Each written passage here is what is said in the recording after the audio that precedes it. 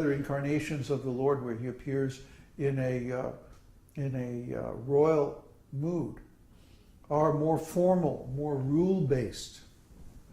Whereas his pastimes in Braja-lila, in Vrindavan, and as Lord Chaitanya, are more spontaneous and based on spontaneous love and closer personal relationships. So we can attain these relationships also, but first we have to be purified. The Lord does not want to allow unpurified people into the association of his pure devotees. They would cause a big disturbance. We do something similar when we screen people for coming to Chile. We don't want to have a person come into our association and be very closely associated if they're not pure, if they're not properly prepared, because they'll just cause some offense and then they may have trouble in their spiritual life. So it's not that, it's not that we don't like them or anything like that, but actually we're protecting them from getting into a situation that they couldn't handle. Similarly, the Lord protects his pure devotional service. He protects his spiritual kingdom from unqualified people by making all these rules and regulations. And it's like, if you can't get through these rules and regulations, you don't deserve to be a part of those pastimes. You would only commit an offense and maybe lose your spiritual life, lose your advancement. So that's the reason why the formal rules and regulations come first and the spontaneous comes later. Does that answer the question?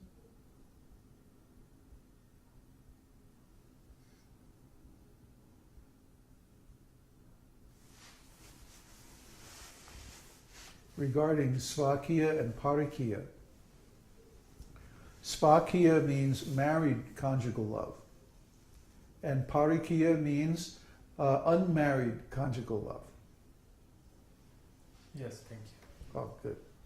So we see in the Dvaraka Lila and in Ram Lila also, again, the Svakiya. Svakiya means with formalities, with rules and regulations. And in Vrindavan, in the pastimes of Radha Krishna, we see Parikiya, which means without rules and regulations. The famous lawless love of the gopis. And this is so wonderful. And some people say, well, why aren't Radha and Krishna planning to get married? Well, why don't they get married? Why don't they just get married? Why do they keep doing like that?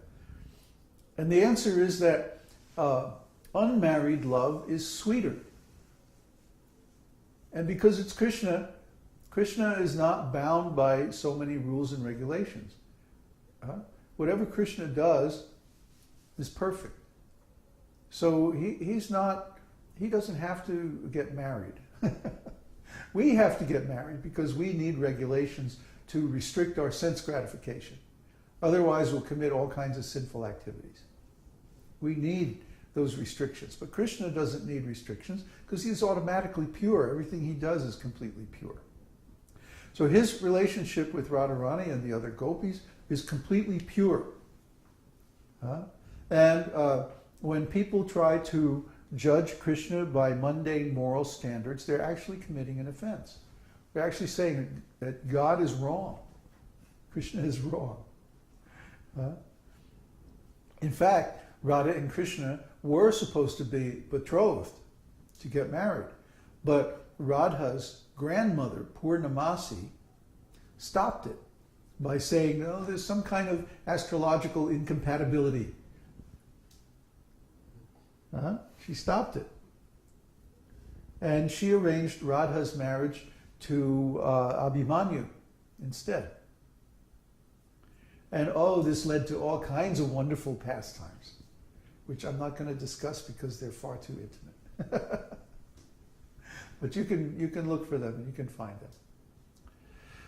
So the answer is that in the beginning, we're not qualified to enter into these very intimate pastimes. So we need to be purified, and the rules and regulations are to purify us. Any other questions?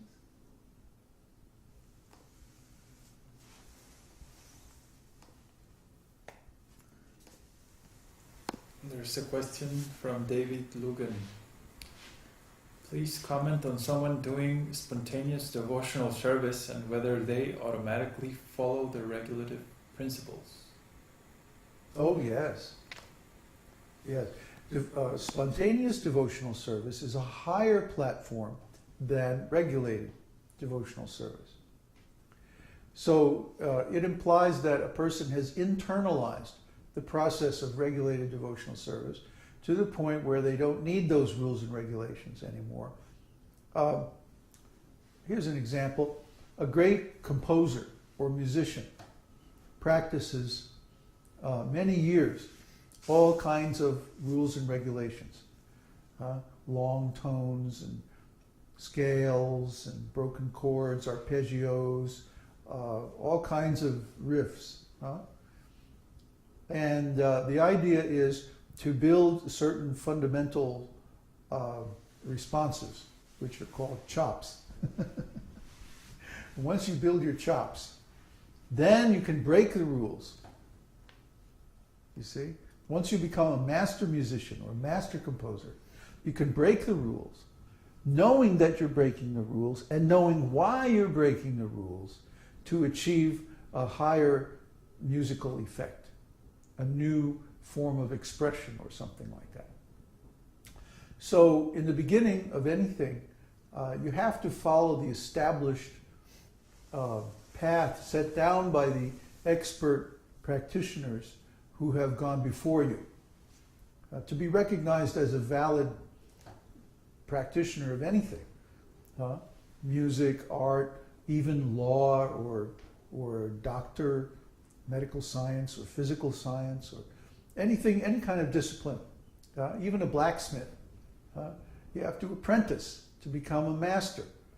And you have to be approved by the society of the people who are engaged in that profession before you can practice it independently. See? That's the origin of licenses and degrees and all that stuff, or simply that you practice something under the guidance of an expert until you become enough of an expert you can practice independently. It's a simple concept. Of course, our postmodern society tends to try to deconstruct that, but that's another topic. Basically, to do anything well, you have to study with an expert. Most people who take up a musical instrument, for example, start by taking lessons. Unfortunately, most of them give up lessons way too soon, try to go off on their own, and the result is that most of the songs written nowadays have like 1.5 chords or something. But don't get me started on that. Really, to be an expert requires many, many years of practice. And what you put into it is what you get out of it. If you practice something every day and you follow all the rules very well and nicely, after some time you become very, very expert. And you're recognized by other experts as, oh yeah, this guy really knows his stuff. Just like last night, I was researching this recent Air France air disaster, because the stuff that I was reading in the papers was like totally vague and went against what I personally know about flying airplanes, which is a little bit. I mean, I used to have a pilot's license at one time. So I went to this forum, which is like airline pilots, people who actually fly these planes, and they were talking about the same information on their site, but they were talking from the viewpoint of experts. And it was so clear, it was so easy to understand what really happened, because it was being discussed by experts.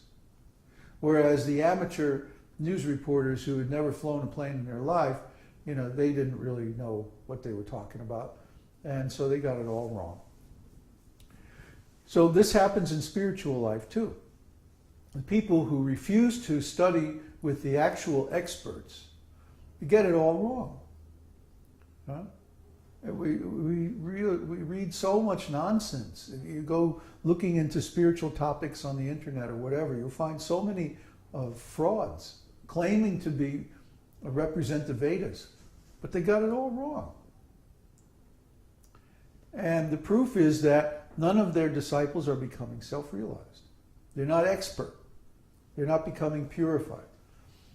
So if you follow the rules and regulations of devotional service under the guidance of an expert spiritual master for a long enough time that you get approved by the master, he says,